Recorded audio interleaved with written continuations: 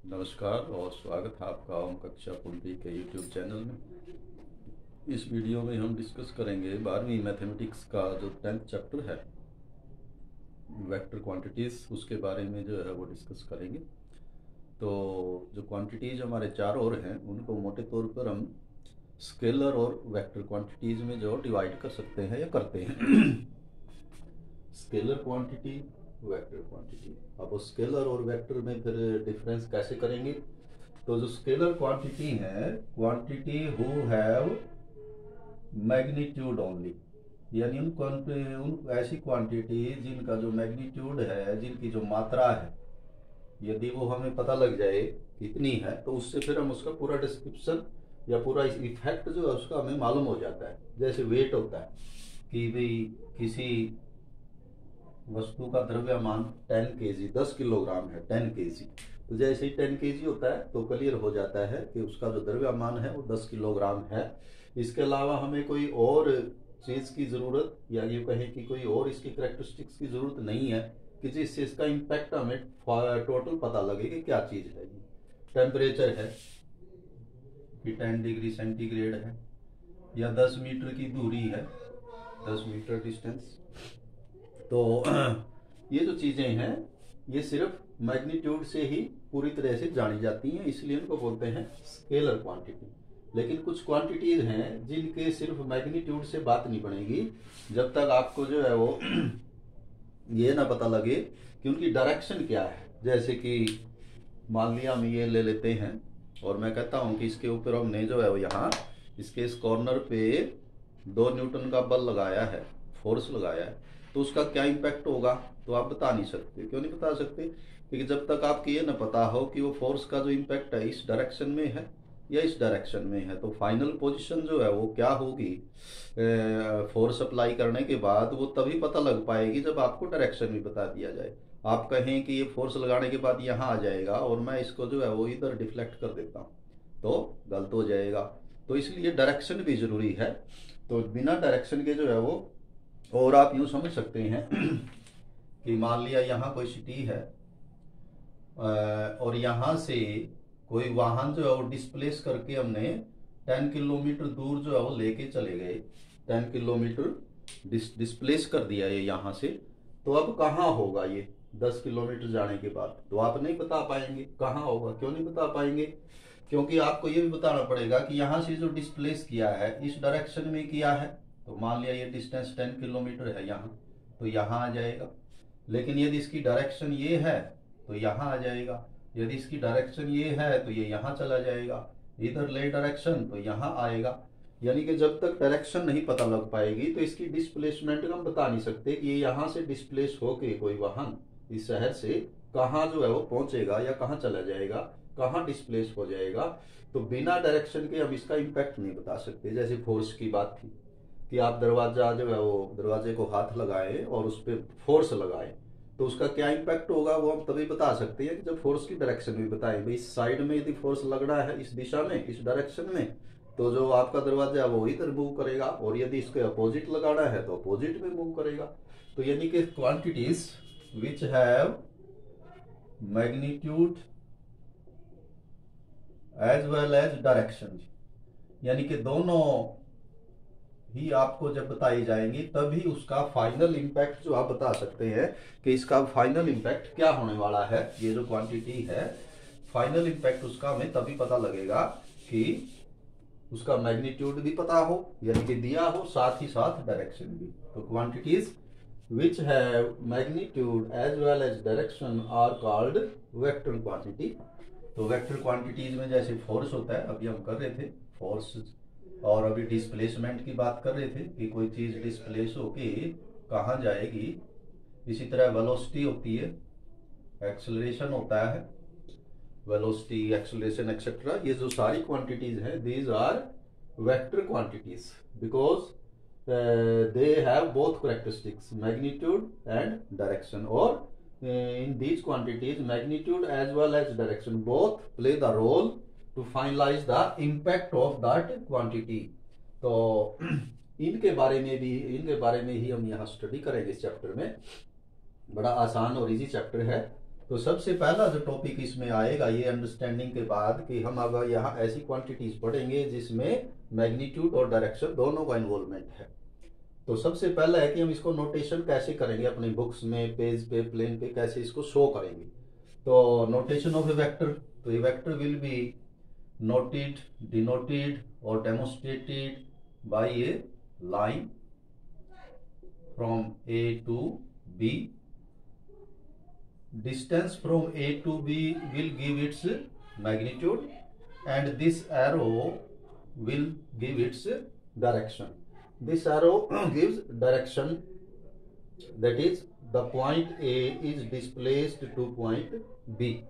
यदि आपको same vector इस तरह से शो हो जाए कि ये A और ये B और एरो हम यहाँ लगाएं, तो it means B is displaced to point A। तो बोथ आर डिफरेंट क्वांटिटीज, एक तरह से आप कह सकते हैं कि ये वेक्टर अलग हुआ, ये वेक्टर अलग हुआ। इस कैसे अलग हुआ कि इसने यहाँ पॉइंट A को डिस्प्लेस किया यहाँ B पे, जबकि यहाँ बिल्कुल अपोजिट है, B से स्टार्ट हुआ और A पे जाके डिस्प्लेस किया, तो दोनों बिल्कुल डिफरेंट है। तो डायरेक्शन जो है वो हम एरो से शो करेंगे कि किस डायरेक्शन में है। तो ये इसका कहलाएगा इनिशियल पॉइंट, कि जहां से ये स्टार्ट हुआ इनिशियल पॉइंट, और जहां खत्म हुआ दैट इज टर्मिनल पॉइंट।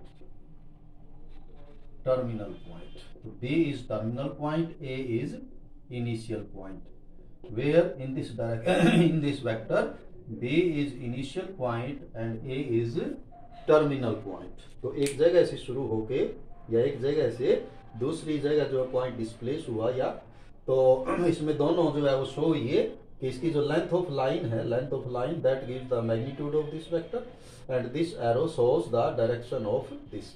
तो so and it will be written as, short में अब हम वेक्टर ए बी और वेक्टर ए, सिंपली जो है वो शॉर्ट करके वेक्टर ए से भी डिनोट कर सकते हैं इसको, और कंप्लीट हमें शो करना है तो वेक्टर ए बी।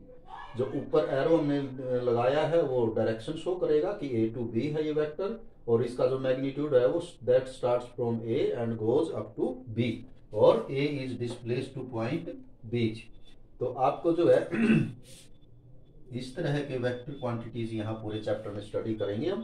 तो जैसे A लिख दिया आपने, अक्सर हमने देखा है, तो ऊपर जो है वो एरो कई बार नहीं जो है वो पुट करते, तो इट मीन्स कि वेक्टर क्वांटिटी वो रहा ही नहीं। यदि आप एरो नहीं लगाएंगे तो A is a scalar quantity, ये तो कोई स्केलर क्वांटिटी है जब तक एरो, तो एरो जरूरी है, कंपलसरी है, only then it will be called a vector quantity. तो ये हुआ आपका notation of a vector quantity. So vector quantity will be denoted as vector A B और in short vector A. Magnitude of vector अभी कर रहे थे हम कि A to B की length of the line, so it is denoted as A B vector magnitude. तो जब आपको मैग्नीट्यूड का ये सिंबल लगा देंगे, now it is a scalar quantity. अब ये सिर्फ इसकी लेंथ को डिनोट करता है, यानी ये it is equal to A B, length of line segment from A to B। वो जो लेंथ है, वो जो डिस्टेंस है, only that distance is called magnitude of vector AB. Similarly, if we denote the vector by vector A, then its magnitude will be denoted by A magnitude. और जब magnitude लग जाएगा, बेशक इस पे एरो लगा हुआ नजर आ रहा है आपको, लेकिन ये क्या क्वांटिटी है overall? It is a scalar quantity, because it denotes only the magnitude of the vector A। Position vector of A point, तो इसके लिए फिर आप अपनी कोऑर्डिनेट ज्योमेट्री में जाएंगे। वैसे हालांकि हमारा जो चैप्टर है वो 3 डायमेंशनल ज्योमेट्री से रिलेटेड है टोटल, तो 3 डायमेंशनल ज्योमेट्री में ही हम वेक्टर जो है स्टडी करेंगे, पर बोर्ड पे थोड़ा सा शो करना वो थोड़ा टफ हो जाता है, इसलिए हम पहले 2 डायमेंशनल यानी एक्स एक्सिस वाई एक्सिस के हिसाब से उसी को एक्सटेंड कर लेंगे 3D में। So let P is a point over here whose coordinates are x, y. Then and O is the origin of our coordinate system or our plane. So the vector joining O to P and directed outward, vector OP OP vector is called the position vector of point P. Position vector of point P is denoted as OP. तो ये position vector आपका मान लिया point है A, B, C और आपको उनके position vectors लिखने हैं, तो position vector of point A will be vector OA, means A joined with origin and direction from O to A. Position vector of B will be OB. Position vector of C will be OC.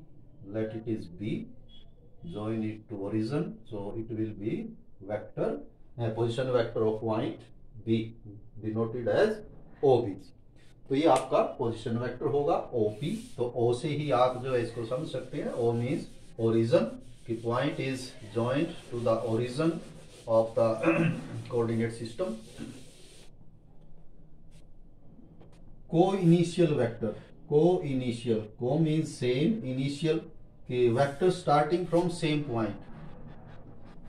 Vector AB, another vector AC, both have initial point A.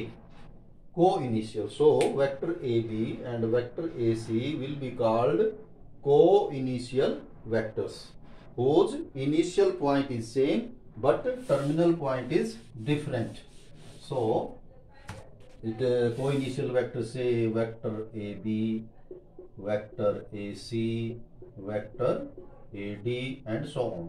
यानी कि इनका जो एक initial point है वो same है, same point से ये इनिशिएट करते हैं, स्टार्ट होते हैं, बाकी टर्मिनल पॉइंट इनका बेशक अलग अलग है. तो these type of vectors are called coinitial vectors. Collinear vectors, vectors which are parallel to a given line, कि कोई लाइन आपको गिवन है, उसके पैरेलल जो वेक्टर हैं, से this vector and this vector, इनकी डायरेक्शन और मैग्नीट्यूड पे डिपेंड नहीं करेगा.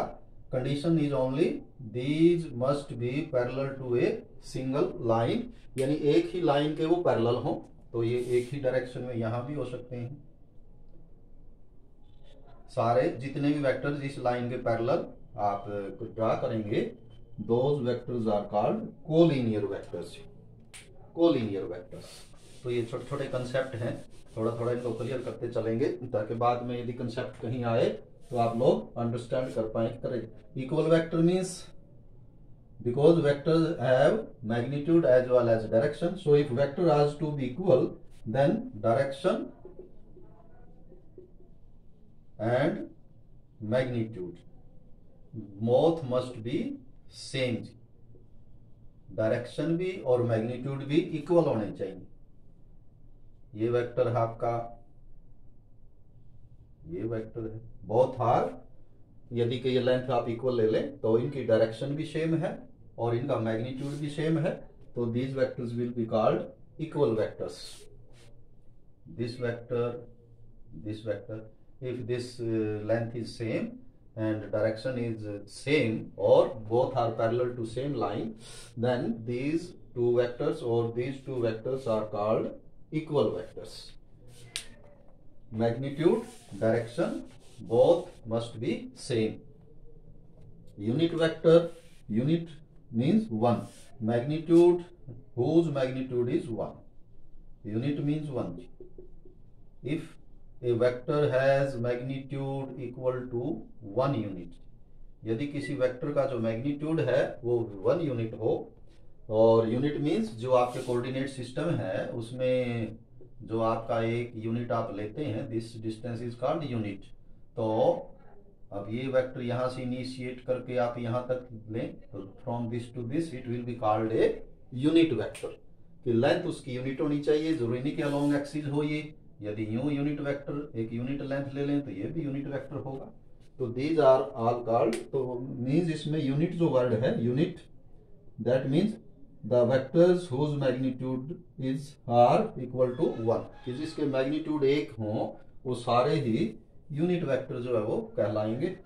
Negative of a vector, negative of a vector, let this vector is A B, then this vector from B to A will be, it will be denoted as vector AB, and this vector will be denoted as BA, B to A, and it can be written as minus A to B. तो ऊपर वाले को भी हम लिख सकते हैं A to B means minus of B to A, यानी कि इनकी डायरेक्शन वही है, डायरेक्शन अपोजिट है और मैग्नीट्यूड जो है वो इक्वल है। डायरेक्शन अपोजिट होनी चाहिए और मैग्नीट्यूड उनके इक्वल होने चाहिए, then those vectors will be called negative of each other. Direction same,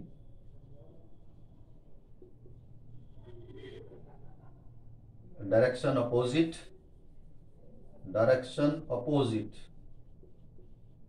but magnitude same, लेकिन उनके मैग्नीट्यूड जो है वो सेम हो, इक्वल हो, then those vectors will be called negative of each other.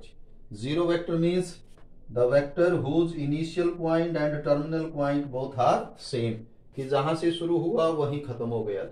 तो मैग्नीट्यूड क्या हुआ इसका, मैग्नीट्यूड हुआ इसका जीरो। तो such a vector is called zero vector, that is a vector whose magnitude is zero, यानी कि इनिशियल पॉइंट और terminal point both are same, means magnitude of that vector is zero and that is called a zero vector.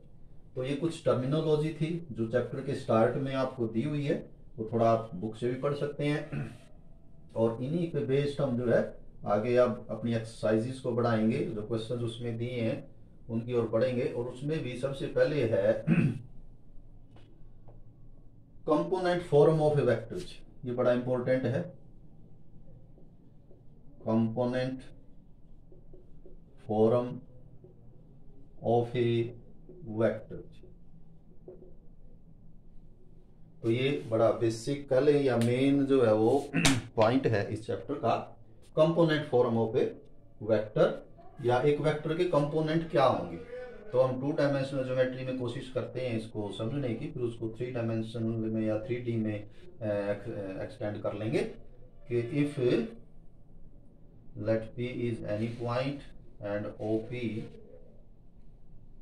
OP is a position vector of point P, coordinates of P say are x and y, then draw perpendicular from P to x axis and y axis, then this distance will be x and this distance will be y। साथ ही साथ हम 3 unit vectors introduce कर लेते हैं, 3 unit vectors denoted as I, J, K। इनके ऊपर जो ये नोटेशन है वो भी है ये वेक्टर की नोटेशन, ये लेकिन ये यूनिट वेक्टर होते हैं तो ये स्पेशल नोटेशन है, यानी I को आप देखेंगे ऐसे ना लिख के I कैप लगाएंगे तो ये वेक्टर है, ये भी वेक्टर है, ये भी वेक्टर है, लेकिन ये कन्वेंशन होगी कि इसी तरह से इसको लिखा जाता है, और it is unit vector along x axis.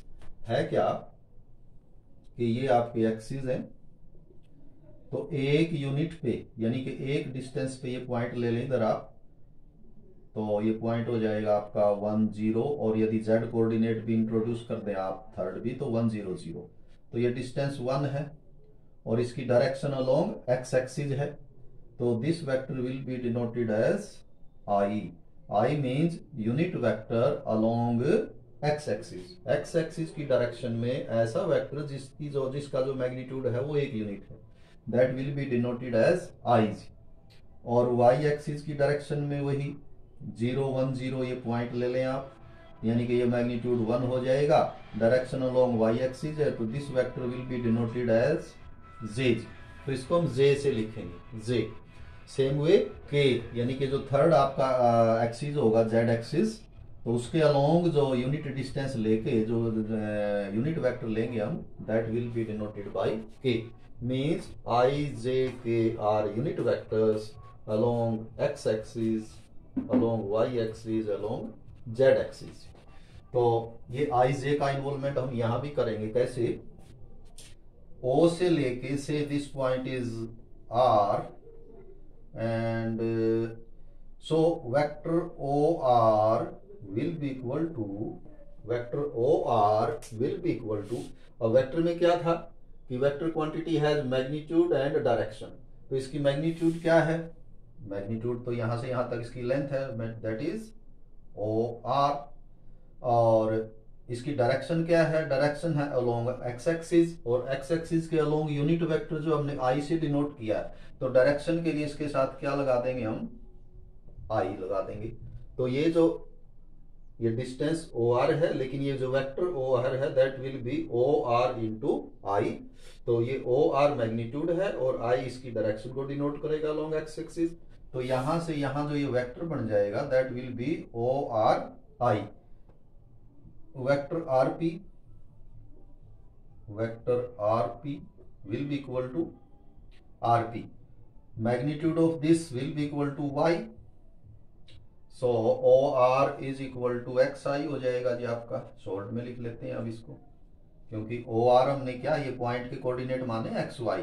So O R is equal to x, तो ओ आर की वैल्यू भी रख दी हमने एक्स आई। अब same way vector R P is equal to magnitude तो हुआ इसका आर पी, और इसकी डायरेक्शन क्या है, डायरेक्शन है इसकी पैरेलल टू वाई एक्सिस, मतलब आप इसको अलोंग वाई एक्सिस कहेंगे। तो इस डायरेक्शन में यूनिट वेक्टर हमने किससे डिनोट किया है, जे से। तो क्या हो गया ये आर पी इंटू जे, और आर पी जो है वो क्या है, वाई जे।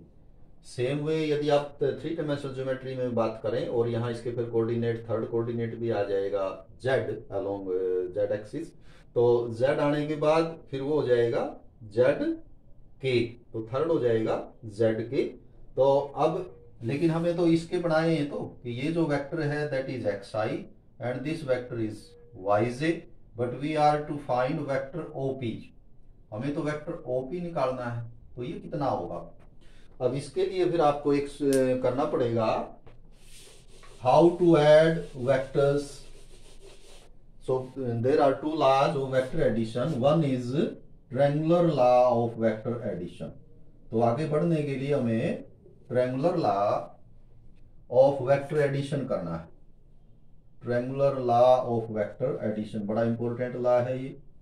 वेक्टर्स को ऐड करने के लिए ट्रायंगुलर लॉ या ट्रायंगल की हेल्प कैसे ली जाती है। दरअसल हमने शुरू में ही कहा कि let A B is a vector, B C is another vector, then what will be vector AB plus vector BC। vector AB A to B direction है, vector BC B to C इसकी direction है, show भी की हुई है। तो what will be the sum of these two vectors। तो अभी कर रहे थे हम कि vector is generally simply point A is displaced to point B and now point B is displaced to point C, means total displacement is equal to AC and direction from A to C। आप इसको simple भाषा में ये भी कह सकते हैं कि एक व्यक्ति A से B पे गया, B से C पे गया, तो वो डायरेक्शन के कारण यदि उसको C पे ही जाना है तो वो क्यों ना A से सीधा कहाँ चला जाए, C पे चला जाए, तो लेंथ भी घटेगी, यानी कि लेंथ घटेगी, जल्दी पहुंच जाएगा। तो डायरेक्शन भी साथ रखें, लेकिन क्योंकि उसको ये लेंथ ज्यादा क्यों हुई कि उसकी डायरेक्शन अलग थी, that is why he has to travel more distance as compared to AC। तो सेम वे है कि ये क्योंकि ये directional vector quantity directional quantity है, तो उसका जो सेम इंपैक्ट है, जितना इंपैक्ट आपका किसका हुआ A B plus B C का हुआ, उतना ही सेम इंपैक्ट किसका होना था, ए सी का। बस डायरेक्शन का जो है वो डिफरेंस हो गया कि डायरेक्शन यदि ये हो तो सीधा ए सी पे, means vector AB plus vector AC will be vector BC will be equal to vector AC। This is called triangular law of vector addition, कि दो वेक्टर्स को आप ट्रायंगुलर लॉ से जोड़ सकते हैं। ये वेक्टर AB है और ये कोई वेक्टर दूसरा कह लें आप, इसको BC कह लें, CD कह लें, जो भी इन दोनों को ऐड करना है। तो how can we add AB and CD, AB and CD। तो क्या करेंगे हम, हमने अभी पहले पढ़ा था कि जो पैरेलल वेक्टर्स होते हैं, यानी कि डायरेक्शन सेम हो, मैग्नीट्यूड सेम हो, तो बोथ हैव सेम इम्पैक्ट। तो इस वेक्टर को आप सेम डायरेक्शन पे डिस्प्लेस करके यहां ले आए, यहाँ, तो ये वेक्टर कौन सा हो जाएगा आपका, दिस वेक्टर इज CD। तो वेक्टर CD को सेम डायरेक्शन में यहाँ, या वेक्टर ए बी को डिस्प्लेस करके यहाँ ले आए सेम डायरेक्शन में। तो ये हो गया ए बी, ये हुआ आपका सी डी। तो इन दोनों का सम क्या हुआ? तो हमने triangular law of vector addition किया है कि this plus this will be equal to this, A D से दिस पॉइंट इज बी। तो इस तरह से वेक्टर्स हम ऐड करते हैं। This is called triangular law of vector addition. तो triangular law of vector addition से अब हम यहां ये बनाएंगे,